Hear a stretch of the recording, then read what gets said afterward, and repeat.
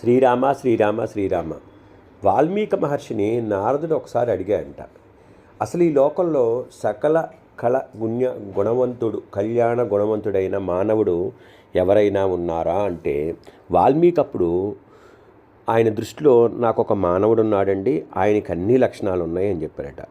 మరి ఆ ఎవరయ్యా అంటే శ్రీరాముడే అని చెప్పాడు. ఎటువంటి లక్షణాలు ఉండాలి అంటే 15 లక్షణాలు చెప్పారు.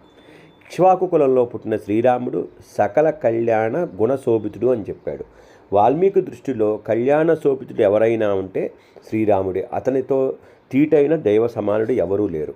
అవి ఏమేమి లక్షణాలంటే సౌశీల్యవంతుడు, సద్గుణశాలి, మహావీరుడు, ధర్మజ్ఞుడు, కృతజ్ఞుడు, సత్యసంధుడు, దృఢవ్రతుడు, ప్రతిజ్ఞాపాలకుడు, సర్వభూతహితుడు, సర్వజ్ఞుడు, సర్వ సమర్థుడు, ఆత్మగుణుడు, జితక్రోధుడు, ప్రజ్ఞాశాలు, అసూయరహితుడు. ఇవి లక్షణాలు అన్నమాట.